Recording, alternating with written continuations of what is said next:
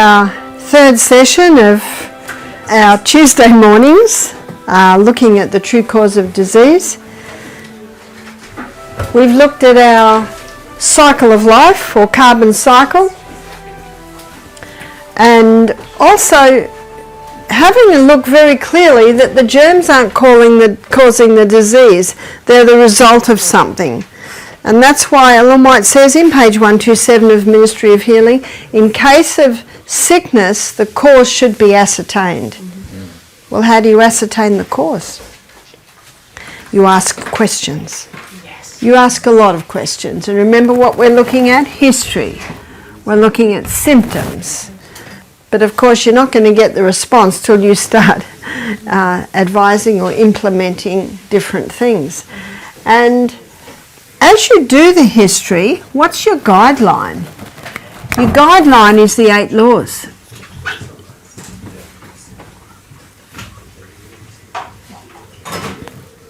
So if someone's dehydrated, we know straight away there's one problem. And if someone's going to bed at midnight every night, there we have another problem. So you see, your laws are your guidelines.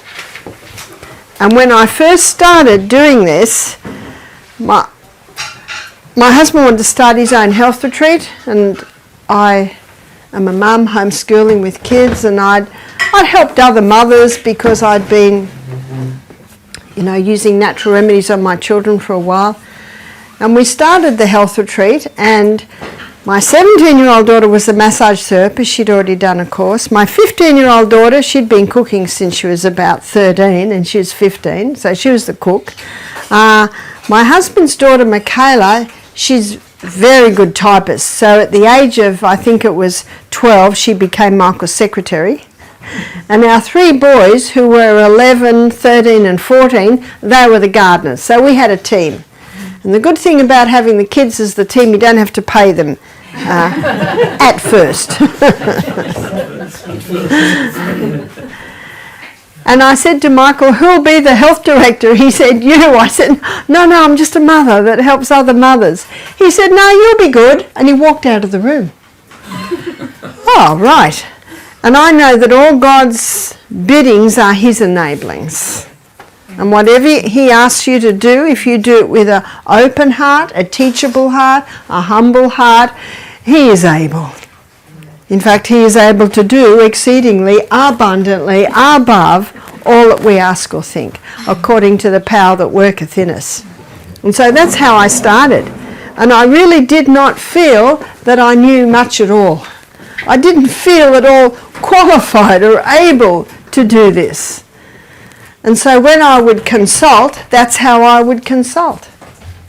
I would go through their history, ask them about their childhood, ask them what their symptoms were, and then little by little go through the laws. How much water do you drink? And by the time you've done all that, you start to get an idea of why the problem is like that. And so what I've always done is the glaring problems that you deal with them. There's your symptoms. Your symptoms.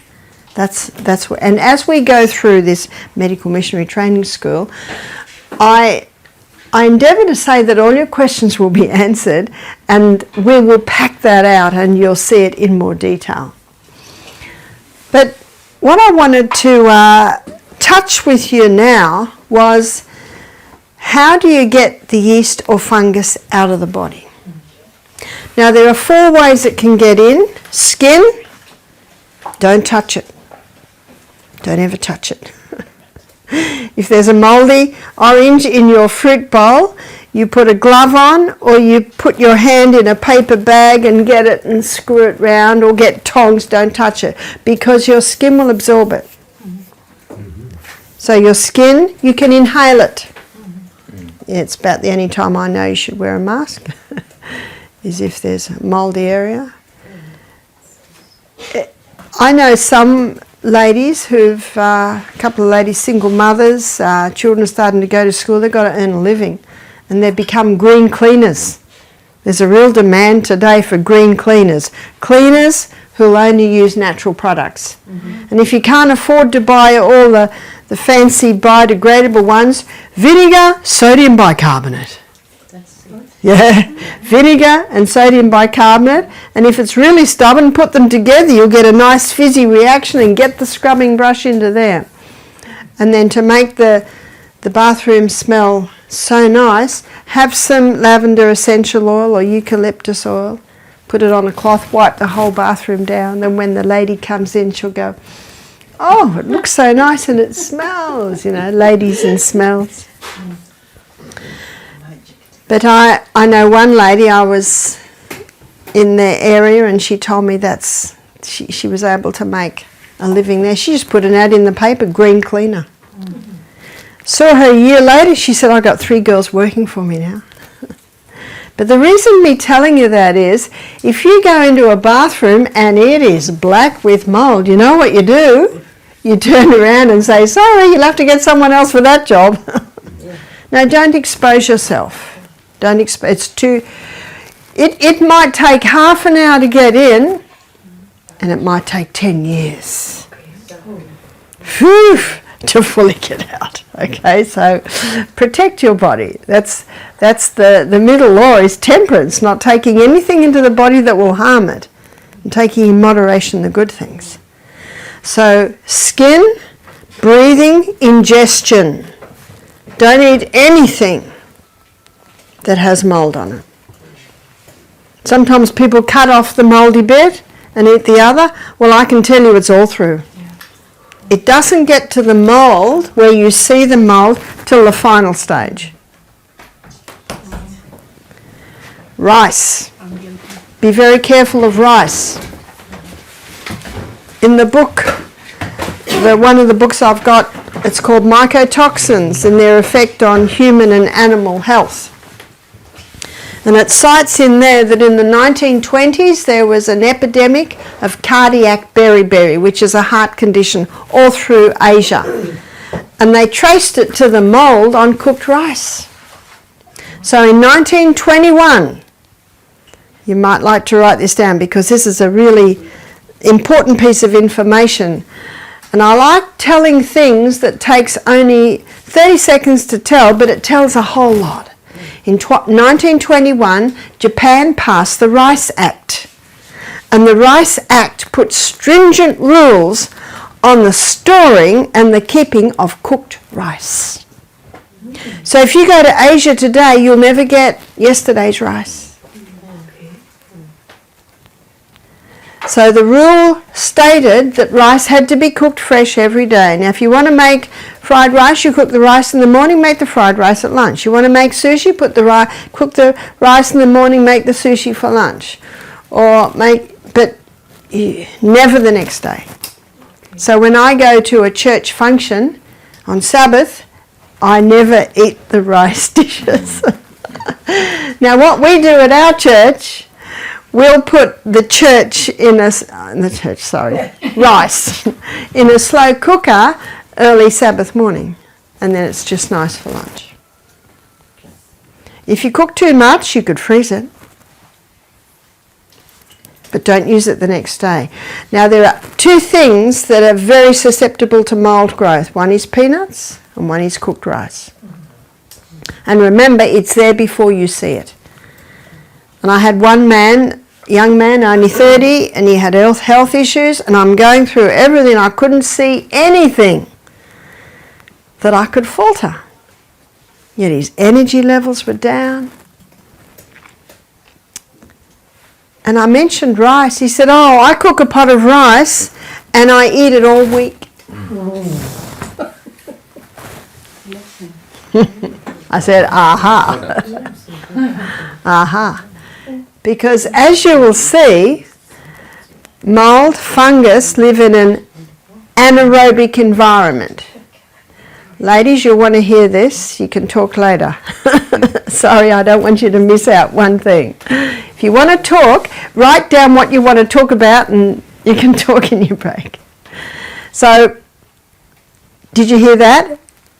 Fungus, yeast and mould, they thrive in an anaerobic environment. You know what that means? No oxygen. And so when they're active in the body, the energy levels are low. very low. It's not the only sign of low energy, but it is one of the signs of low energy. And we're going to be exploring that in more detail. So these are anaerobic. That's why you want lots of air coming into your compost bin. Put the stalks in, because you want to encourage more aerobic and not anaerobic organisms. And so you can get fungus into your body through your skin, through your lungs, through ingestion. We don't use any peanuts at all. And I'm sure most people are familiar with the China study. Dr. Colin Campbell, he shows very clearly children were dying of liver cancer between the ages of 8 and 10 years of age. And he was the researcher that had to go and search this out. And he discovered peanut butter. Every jar of peanut butter had aflatoxin in it. The mould is aspergillus, the mould waste from aspergillus is aflatoxin. And aflatoxin directly affects the liver, whereas the mould and mould waste that was in Asia on the cooked rice directly affected the heart. And you'll see that in my book. I go into a little bit more detail in that. And there are books that you can search out that will go into even more detail with that. So it wouldn't happen if it's a good quality and organic peanut butter? Would it happen if it was a good quality organic peanut butter? Yes, it would. So you think about this. The peanuts are not a nut, they're a legume. They grow in the ground and they mould very easily. So what happens in Australia, 75% Australians live in the city. All their food's grown out in the country. It's harvested, it's put in silos. You get a cold, frosty morning and a hot, sunny day. What's happening in the silo? You see that moisture build up, and that's when the mould growth happens. So I have a friend, and he had a friend who did a thesis on mycotoxins, mould waste. And he did his thesis in Kingaroy, which is in Queensland in Australia. And you know what they grow in Kingaroy? Peanuts. That's where he did his study, where they grow the peanuts. If you grow peanuts and harvest them straight away and either slowly roast them or boil them, I would endeavour to say they're free of the aflatoxin. But it's very hard, yeah. What heart conditions can develop from the mold in rice, as you said? Well, they called it cardiac beriberi. Mm-hmm. And basically it was a heart condition where the heart didn't function properly. So arrhythmia, for example? It may be, but there can be a few reasons for heart arrhythmia. We're going to study the heart, and you will see that in one of our lectures. Mm-hmm. Thank you. So 4 ways it can get in is skin, inhalation, ingestion, and sexually transmitted. All sexually transmitted diseases have a myco prefix or a fungal base. AIDS is a fungus. But then the million-dollar question really is, how do we get it out? How do we get it out of the body? Number 1, starve. Remember, these are opportunist organisms, and they're just going to live around where they're getting well fed. So how do you starve it? Number 1, you've got to turn the tap off. You've got to make sure there is no mould in your house. So sunshine, what does sun do to mould? Wipes it out. That's why the sun should be coming into the houses. Fresh air, fans on. Yes? What's about if there's some mold in the cellar? Mould in the cellar, you've got to eliminate that mould. My daughter has a cellar. She lives in Wisconsin, and she has a machine that takes the water out of the air, and she has that constantly on. Fans are good. Keep that air moving. And also you've got to make sure that your cellar is well drained.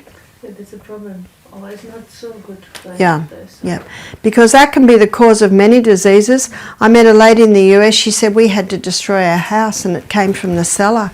She said every member of the family had illness. And it was different in different people. One son had sinus, another one had asthma, she was getting headaches all the time, and yet they were all expressions of mold going into their body. So they found out that it was the basement, and they had builders come and assess, and they just said, the house has to be destroyed. And that's what the Bible says: if there's mold in the house, it has to be destroyed, because it can kill you. You know what's interesting in the Bible? If you look at the Old King James Version, which is the one that I have, it says green and red streaks. And yet in the NIV it's called mildew. So mildew in the house, the Bible says, clean out the mortar, clean the house, remortar it, shut the house up for 2 weeks, and then the priest has to come and assess. And if it's grown back, the Bible says the whole house has to be dismantled and taken out to an unclean place outside the city. You can check it out in Leviticus. And so let's go to, they call it leprosy in the house, green and yellow streaks. Leprosy in the clothes, they call it mildew again. And the Bible says burn it. Clothes have to be burnt, or the mattress, if it's got mold in it, it has to be burnt. So let's go to leprosy on the skin. Now if they were using the same word, it would be mildew on the skin, because it is the same word in the Hebrew. But they call it infectious skin disease. But leprosy is actually a fungal disease. Interesting. So you've got to starve, no exposure at all, and let's go inside the body. What's fungus's favourite food? Sugar and yeasts. Yep.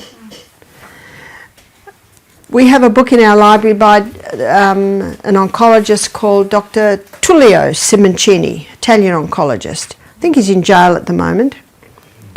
He was having 90% success rate with cancer, and he was injecting sodium bicarbonate straight into the cancer. You see, sodium bicarbonate is alkaline, and when you inject sodium bicarbonate, it gives a wave of alkalinity, and cancer loves an acid environment and it can't survive. So no wonder he was having such success. So obviously he had a patient who was probably advanced stages and died. My husband said if only he'd injected him with chemotherapy, he wouldn't have gone to jail.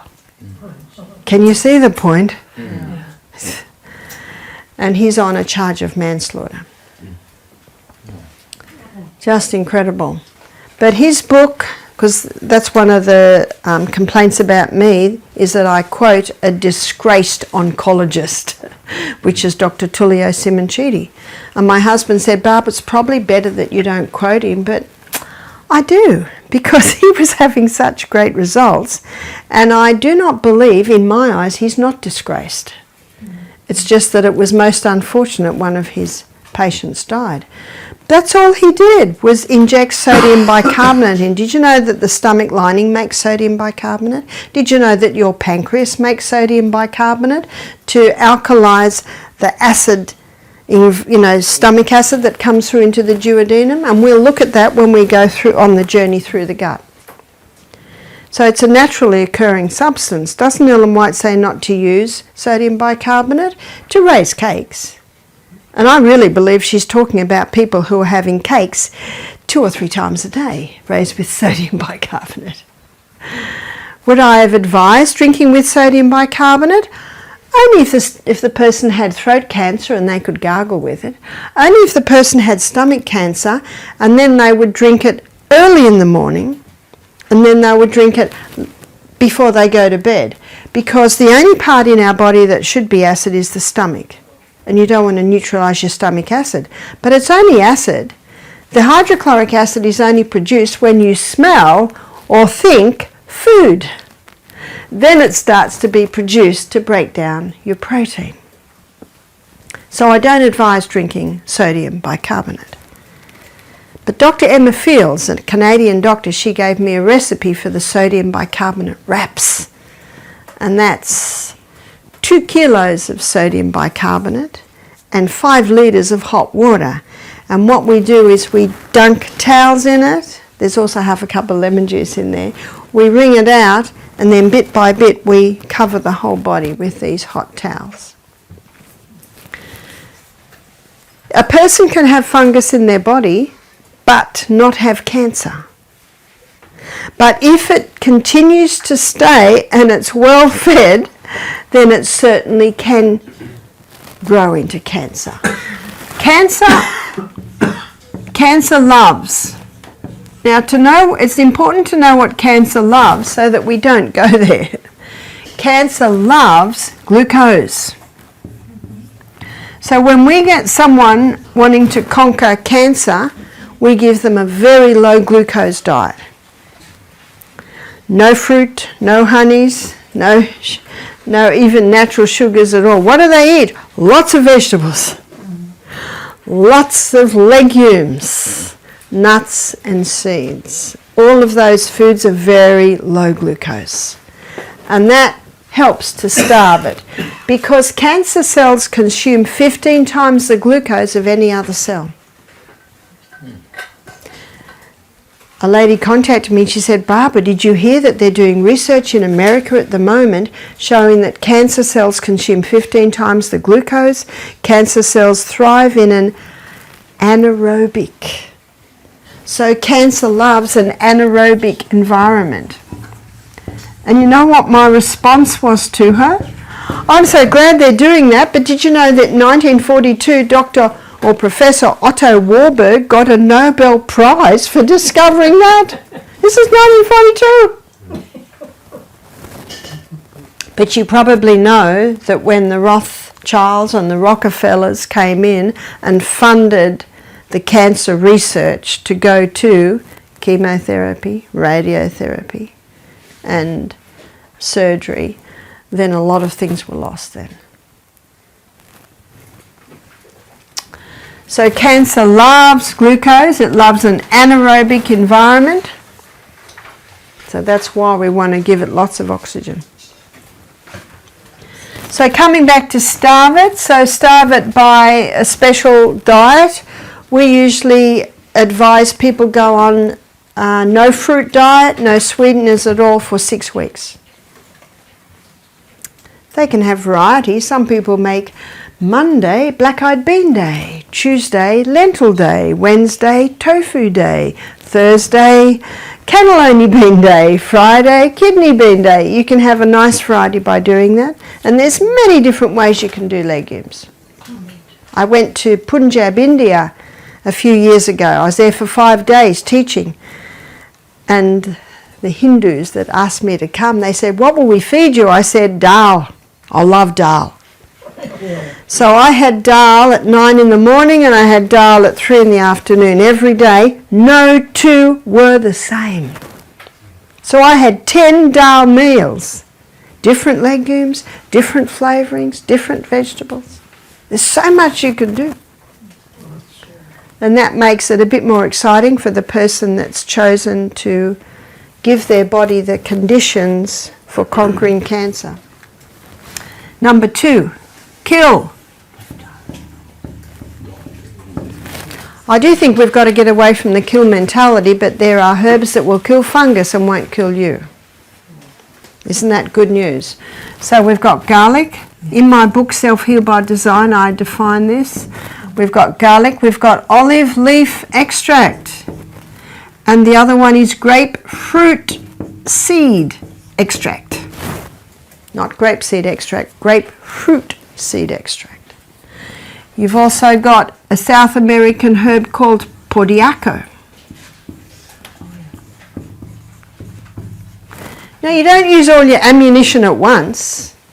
What we do is we alternate. Garlic for 2 weeks, olive leaf extract for 2 weeks, grapefruit seed extract for 2 weeks, pordiaco for 2 weeks, and maybe oregano. It's a strong one. It's so strong that you've got to start with about 1 drop 3 times a day, go to 2 drops 3 times a day. Oregano oil. Yeah, essential oil. Whenever you see essential oils, you know they're very, very strong. That's why they're very, very expensive, because you don't need much. Is it too strong for the body to handle, or is it too strong for the taste? Body. Okay. Yeah. Alternate.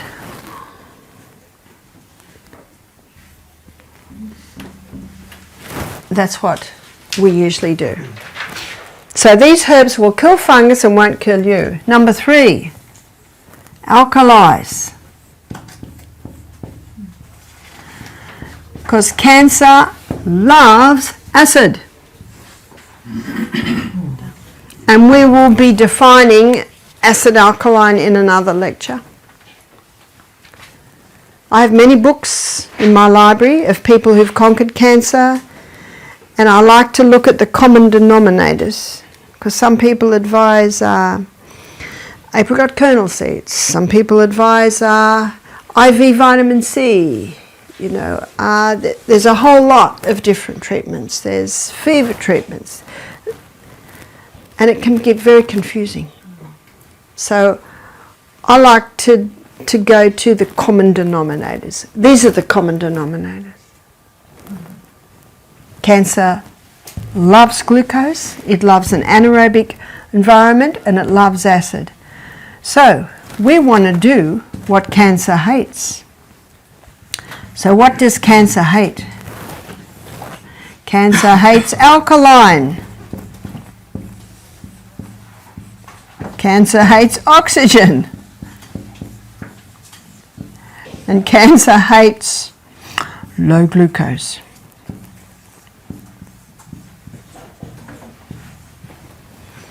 The body will heal itself if you give it the right conditions, and we've seen people heal from cancer just with these basic conditions.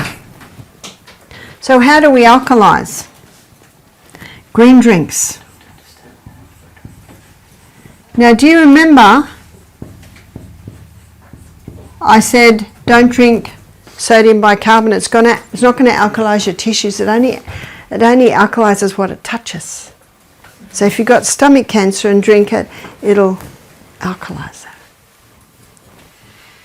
And if someone's got colon cancer, they can have an enema and put it up there. But green drinks, when you drink them, it goes into the tissues, it alkalizes, because as you'll see in another lecture I'll show you in detail, green drinks are very high in the alkaline minerals. So what we do at Misty Mountain, we gather wild greens, pumpkin tops, all the edible herbs. We usually do 4 herbs a day. We always add stinging nettle. You got stinging nettle here? Yes. It's got more minerals than most. Yeah. The good news is you don't have to eat it raw. But if you cook it, it limps it and you can eat it, or you can juice it. We blend it with water and strain it. We always put a lot of mint in so it tastes a bit better. It's like drinking liquid grass. You strain it so you're just drinking the liquid. And we make it fresh every morning. So it really hasn't, it deteriorates if you keep it too long, yes? How much should you eat? Should you drink from the? Well, what we advise our people who are coming to conquer cancer is on the juicing days they have 4 glasses, and on the eating days, so they can get everything in, it's usually 3 glasses. That's for a whole day. And yeah, and that's 3 glasses. That's 250 ml. Are you ml? Or ounce? Mil. Ml, 250 ml. They're 250 ml glasses. The other we do, and not everyone has this, but by God's grace we have one at the moment. It's a hyperbaric chamber. And a hyperbaric chamber puts oxygen under pressure. So it's like a blow-up tent, circular tent, and you zip it and then the oxygen comes into pressure. Henry's law states that more gas goes into liquid under pressure. So it's Henry's law. And the gas is pure oxygen, and of course the liquid is our blood. Yes. and they cost about $25,000, so not everyone has them. We were able to get one a little cheaper because a man had got it for his wife and she passed away, and he was selling it a little cheaper. And we charged $90 a treatment. So that might be out of reach of most, and that's certainly understandable. So how are we going to oxygenate the body? Exercise several times a day. Number 3, the other alkalizer is the sodium bicarbonate wraps. This is quite an intense treatment. And the good news, because of Dr. Thomas's cameraman, it's up on YouTube. And it's demonstrated. Sodium bicarbonate wraps. And now I'll give you the story of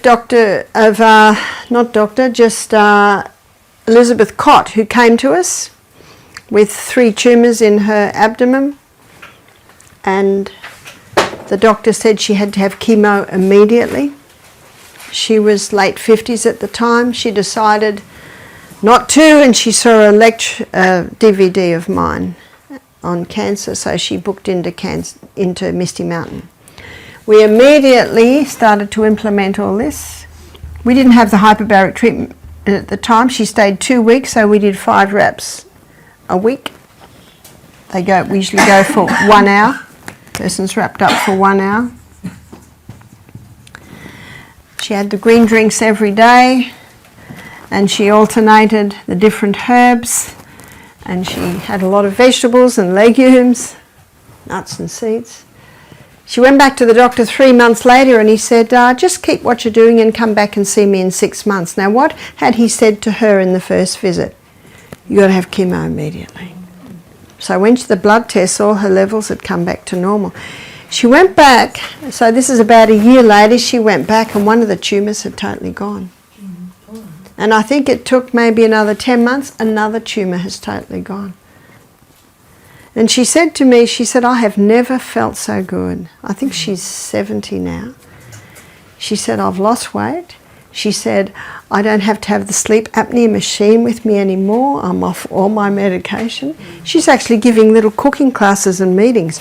She is Polish. She said, I used to make all the desserts at church. And she used to make this dessert called pavlova. It's like a meringue. And she said, I would make one this big. You know, it's sort of hard on the outside, soft in the middle. It's just egg whites and sugar. I think they fill it with cream and fruit, something like that. She said, I would make a pavlova this big, 16 cups of white sugar. She said, I believe that I was just feeding my cancer with these sugar desserts. So at church today, when they say, Elizabeth, can you make a dessert? Can you make a pavlova? She said, I love you too much to make that one. She said, I'll make an apple strudel for you. And you can certainly make healthy apple strudels. Now, the Healthcare Complaints Commission claim that she's a fictitious person. So we said, here's her phone number. I said to her, did anyone ring her? She said, no. But we've seen some quite incredible turnarounds. How does she eat now? Well, after 6 weeks of no fruit, she went to low fruit. She went to just grapefruit and maybe Granny Smith apples. After another 2 months, she started to implement some berries, very low sugar fruits. We've seen a few stories like that.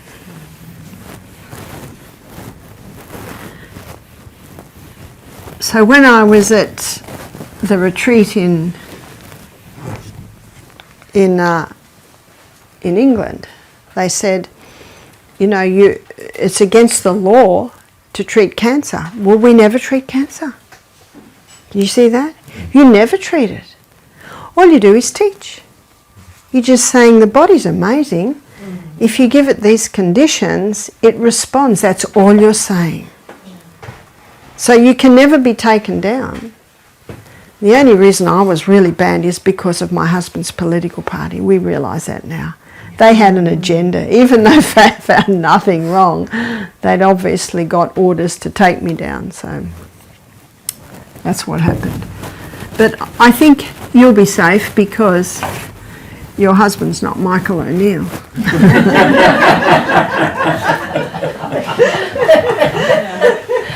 So when he was going into this, a journalist said to him, "Are you prepared to lose all your money, your business, your house, your reputation?" And Marcus said, "I'm not 30. I'm in my 60s. Yep." But he wasn't prepared that they'd take me down. And what God is looking for is men and women who will stand. Yeah. Yes. Yeah. So one of the most powerful ways to stimulate a healing response in the body is to stop eating. So at our retreat, we always do 2 days on juices. We found it's much better for rapport with the guests, for everything, if when they come you have a nice meal. So when they come in Sunday, there's a very nice meal. And we'll be defining food a little bit more as we go through this. So there's a very nice meal served for them. And then at night we just give them broth. Broth is a lot of vegetables cooked in a lot of water, and I'm sure, Casper, you cooked a lot of them while you're at Misty. A lot of vegetables in a lot of water, always stinging nettle. That gives a lot of minerals. And then after cooking for 4 or 5 hours, it's strained, and then we put Celtic salt in, and the guests have that at night because they have a steam sauna in the afternoon. And when you have a steam sauna, you perspire out a lot of waste, but you also perspire out some minerals. So that mineral-rich drink at the end of the day is putting more minerals back. So as your body, 1,200 calories to digest a meal. That's what it takes. So when you're not digesting, your body's energies is looking for something to do, because it doesn't have to digest a meal. And so what it looks for is something to do. And it's like what can be happening, I don't know, when I'm at home on a holiday, I go to the parts of my house that I don't go to every day. You know, every day you sweep the floor and you wash the dishes and you wash the clothes.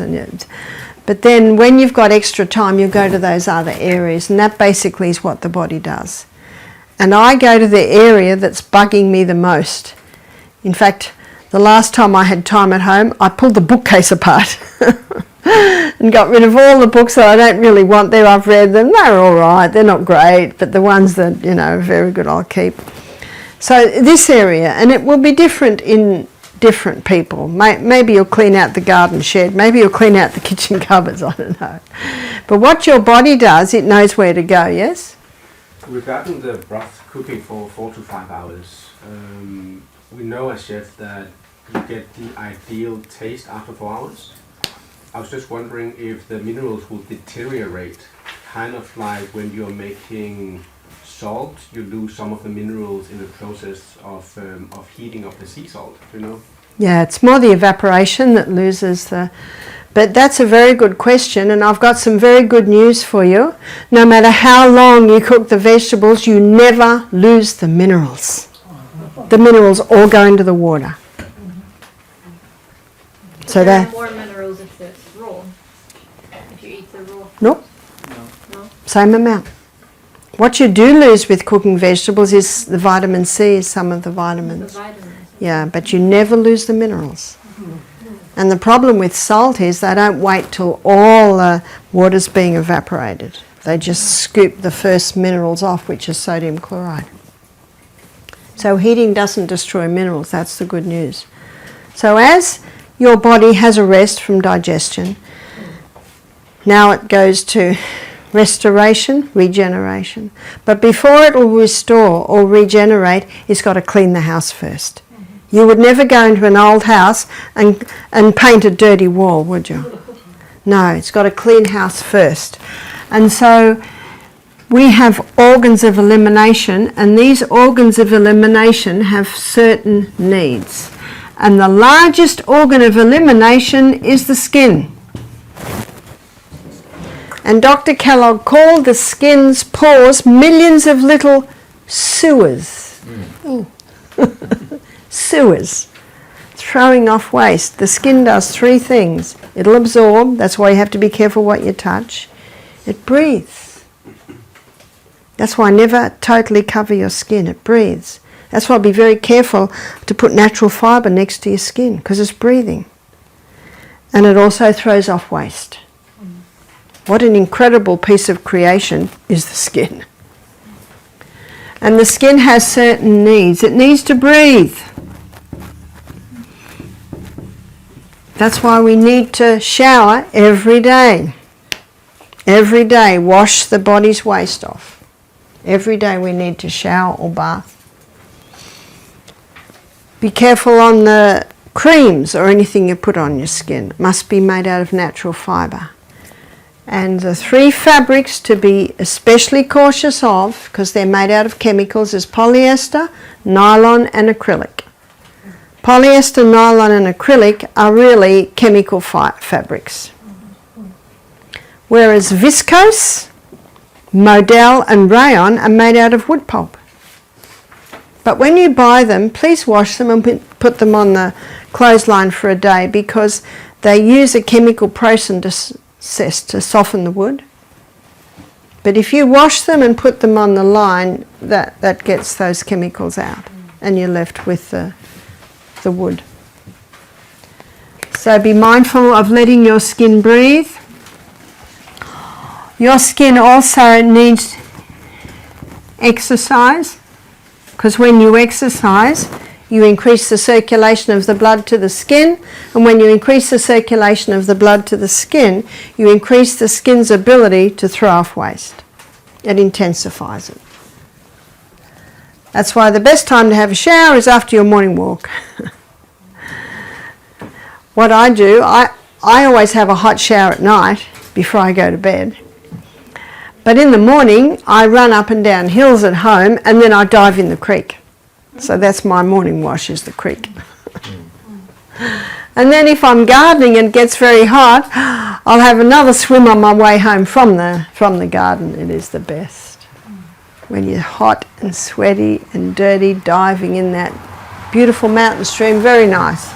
So that brings us to water. We need water in. We need 8 to 10 glasses of water a day. If you're as big as me, you can get away with 8. If you're bigger than me, a little bit more. And out. So this is water on the outside. So this can be the steam sauna at the retreat, helping to... Our steam sauna is by the creek. So we have... I don't understand it, but we build a fire and it has pipes or something and comes into the little hut and creates steam. And then we dive in the creek, back in the steam sauna, into the creek. When you give the skin the right conditions, 80% of body's waste can come out of the skin. That's incredible, isn't it? Actually, forgive me, it's 70. 70% of body's waste can come out via the skin. So what's the right conditions? It's making sure you're well hydrated. As I say to our guests, you can't hydrate yourself half an hour before the steam bath. You've got to start early in the morning and little by little by little, all through the day, hydrate your body. So 70% of body's waste is eliminated via the skin when you're well hydrated and able to have these steam saunas. Another organ of elimination is your lungs, and your lungs need fresh air.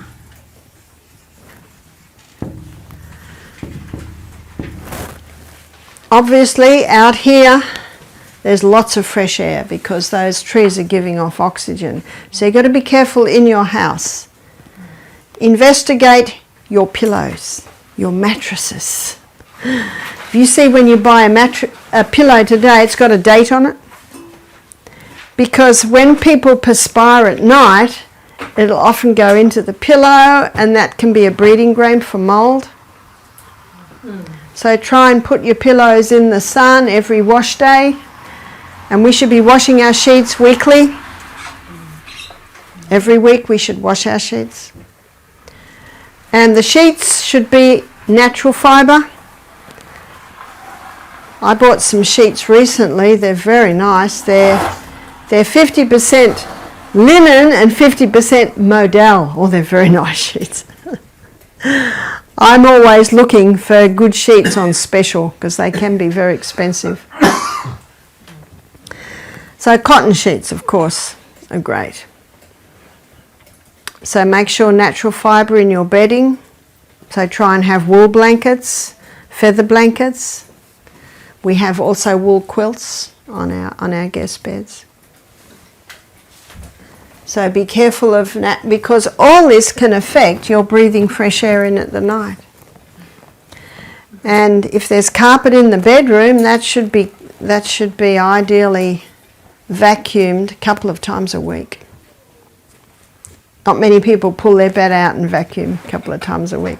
Now, if you had a bed that had wooden floor, you look after 4 days, there's dust building up under the bed on the wooden floor. Well, that dust is building up in the carpet. You just can't see it because it's in the carpet. So all of these things are affecting your fresh air. Lungs also need you to exercise. Now, this piece of information I'm about to give you I got from an anatomy and physiology book, and I think it's a very important one to give your guests. Right at the moment we're breathing in 500 mil and we're breathing out 500 mil. But when you exercise, when you get to breathing very deeply, because you've just got to the top of a hill, or even halfway up a big hill, you're breathing in 3,600 mil of air and you're breathing out 3,600 mil of waste. What a difference.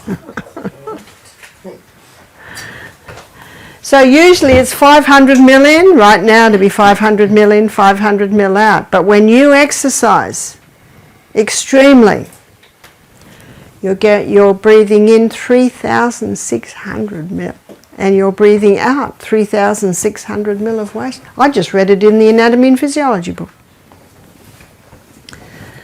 See how you're using science? And science will back your cause. So exercise is vital for lung health. Lungs also need water because there is a minuscule droplet of water in every alveoli. And we have 3 million alveoli. 300 million alveoli in our lungs. That's incredible, isn't it? Yeah? What types of filth is getting out of the lungs? Carbon dioxide mostly. Yeah. Carbon dioxide is the gaseous waste from when we're from in the cell, and I'm going to start going into the cell in more detail tomorrow. So in the cell, you will see that glucose and oxygen combust together, giving off carbon dioxide waste. So it's mostly carbon dioxide that's coming out. And if carbon dioxide builds up in your blood because you can't get rid of it quickly enough, it creates an acid environment, so then we get another reaction there. And that's why breathing in, that's what you're breathing in when you wear a mask. That's why masks are not good. So here's your alveoli. They're like this, and there's a little droplet of water in every alveoli. And because of the surface tension of water, you know what I mean by the surface tension of water? Have you ever looked on a little lake and seen little creatures walking on the water? Yeah. It's because of the surface tension of water they can do that. And how we wash our hair is we put some shampoo that breaks the surface tension of the water and allows us to wash our hair. Because of the surface tension of water, when you breathe out, that alveoli collapses, so all your carbon dioxide can go out, and when you breathe in, you get a better quota of oxygen. If you're dehydrated and those little droplets of water are barely there, your little alveoli don't totally collapse and you can't get your full quota of oxygen. So very simply, the more water, the more oxygen you can get in. Kidneys. Your kidneys filter the blood, and they're also an organ of elimination, and your kidneys need adequate water because it's much more difficult for your kidneys to filter thicker blood. Best blood thinner in the world is water. But with that water, we also need to be having the whole salt. That's the Celtic salt. Celtic salt contains 82 minerals. We'll be looking at salt in detail later in the week. Himalayan salt has 75 minerals. Because your blood is salty, your perspiration salty. I'm sure none of us are interested in tasting our urine, but it will be a little salty. So you're losing salts. But what about plastic waste? Plastic waste in the oceans. Plastic waste in the ocean. Yeah. Sea salt. What's the good news is that all heavy metals and chemicals, they usually sink. So it's more the seaweeds and the plants. That's why the worst food to eat is your oysters, your crabs, your lobsters, prawns. So there, and that. Now, of course, I don't eat that, but the people you will be dealing with in your health retreats may. Yeah.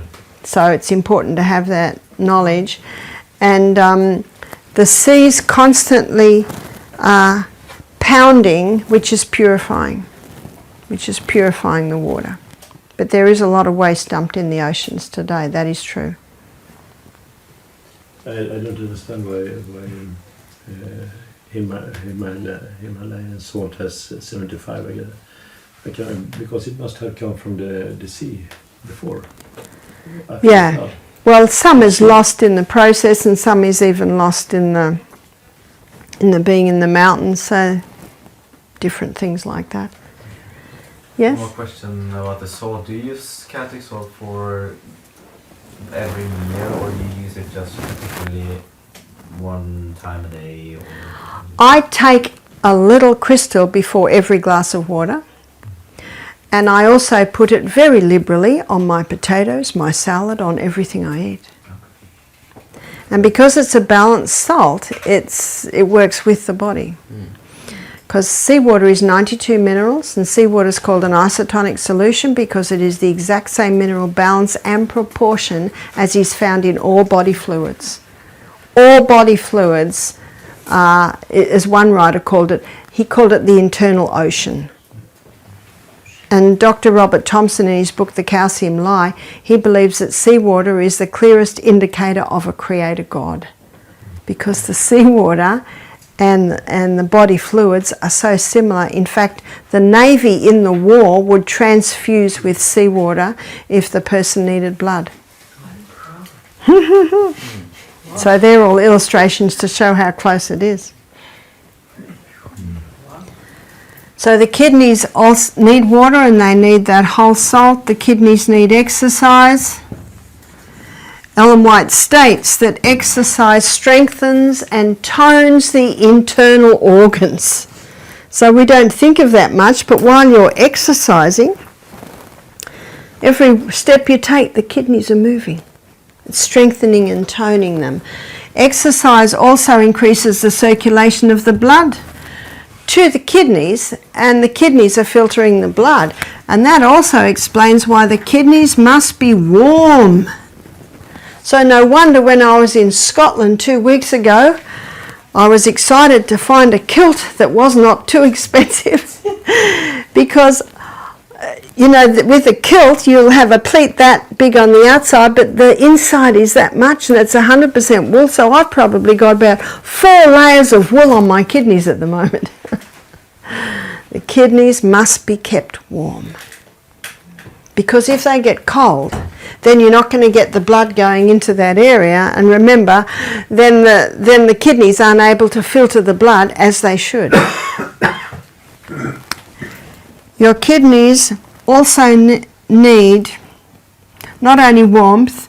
Oh, we've got the water up there. It looked too little for me, but I use that one's water.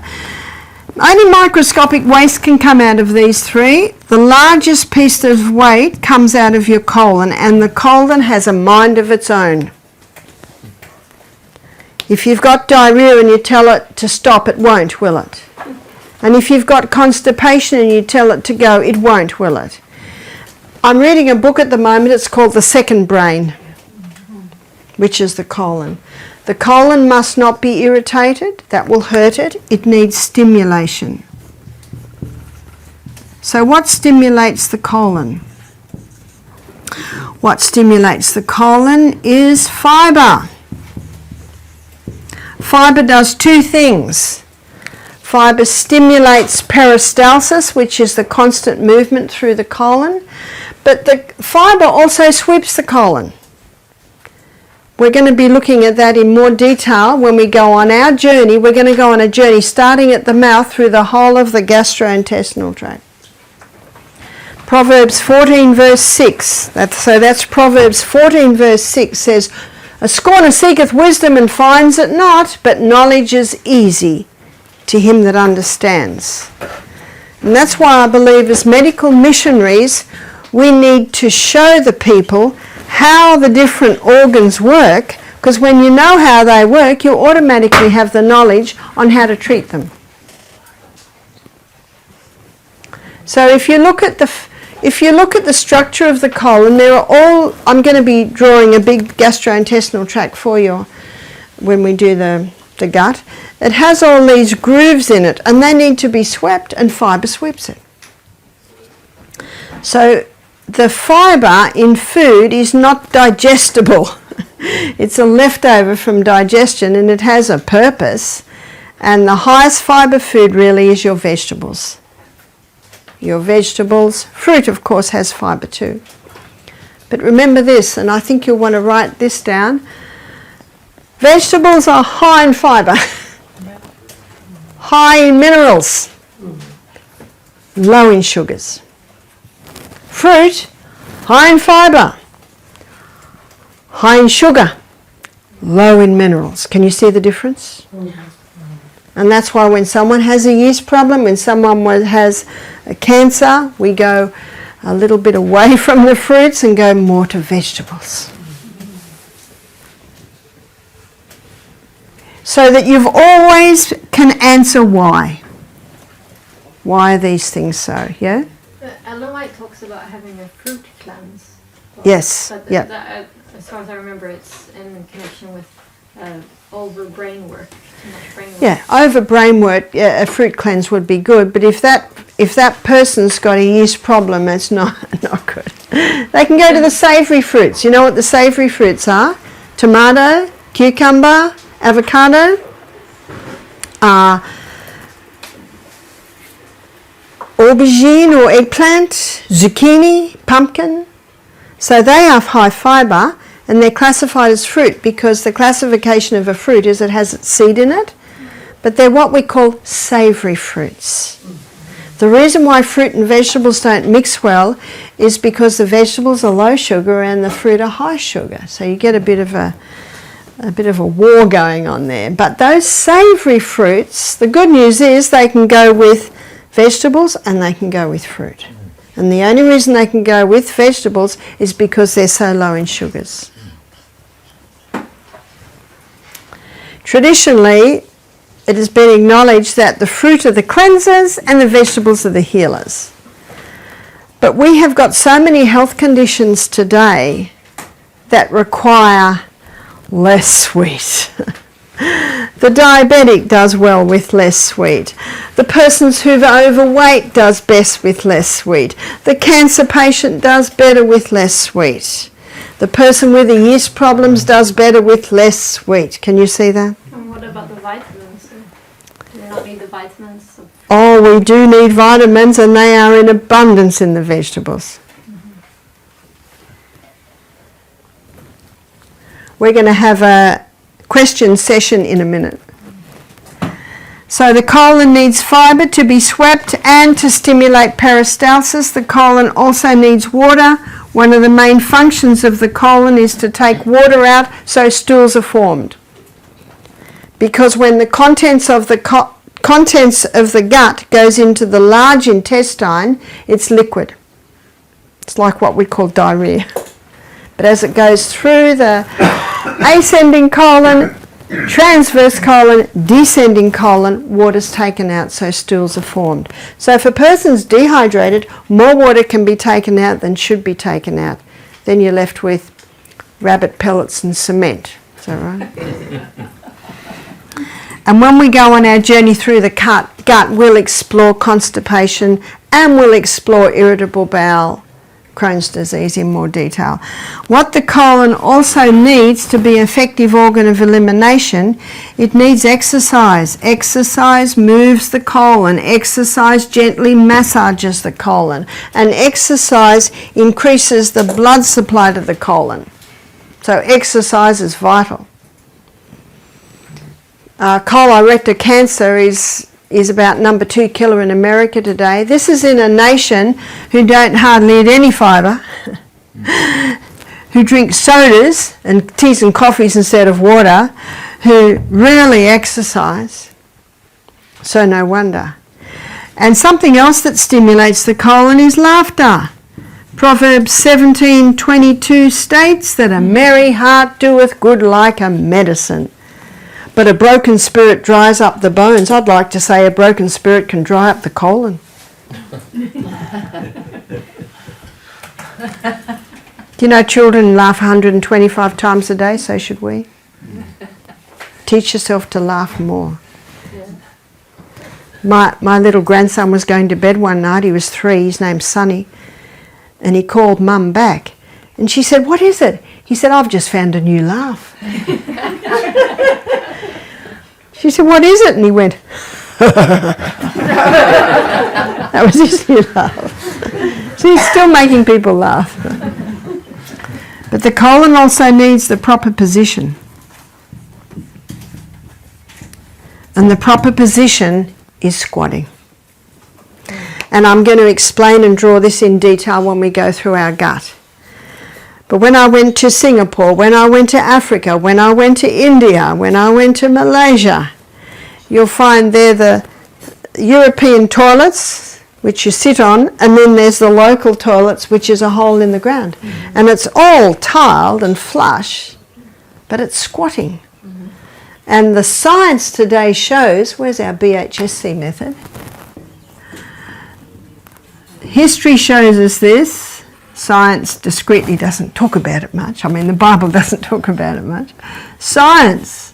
The science now shows that there's a muscle in the last part of the colon that just loops up the last part of the colon, and when you squat it relaxes. So when you squat it opens up the colon, takes all pressure off the anus, which means it can prevent and even help to heal hemorrhoids. But we'll look at that in detail when we do our journey through the gastrointestinal tract. There's one more tiny little organ of elimination, and that's the tongue. And when people are fasting, they can wake up in the morning and their tongue can feel quite bad. But we should never clean our teeth when we wake up. No. Because what's present in our mouth in the morning is vitamin B12. Vitamin B12 is a bacteria, and it sort of builds up a little bit in the teeth. So there's first glass of water, you're getting a little bit of B12. Okay. The time to clean your teeth is after the meal. And you clean your teeth after the meal to get any residue food out of your teeth. Because if it stays there, it'll start to rot because of the cycle of life. And the bacteria that's produced can start eating away at your enamel. But there is something that we suggest our guests do, and as a rule I usually do this every morning, and it's oil pulling.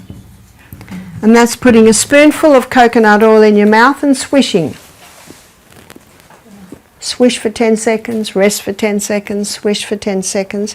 The reason it's called oil pulling is for a few reasons. Number 1, it pulls waste out of the tongue.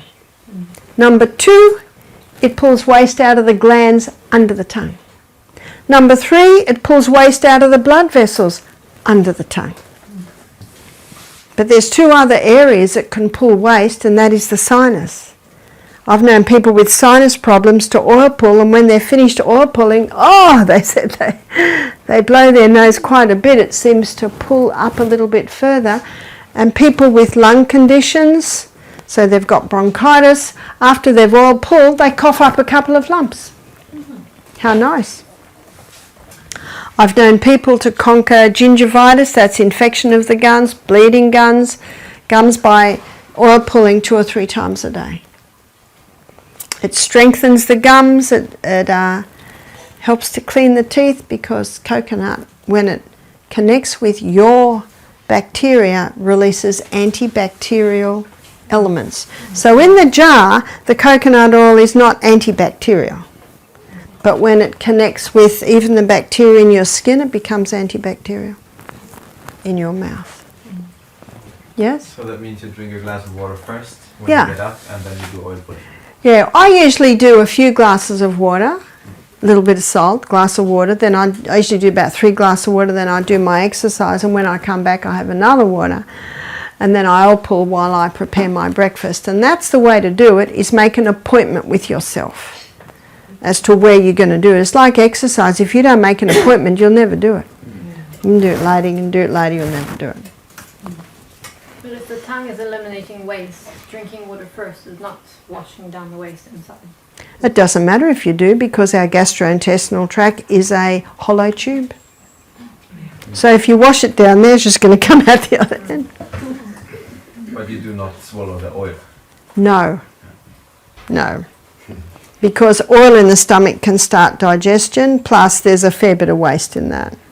And what you do, not down the plug hole, because you'll block up your plumbing, go and release it out on the grass. And the microorganisms that live in the soil will happily deal with it.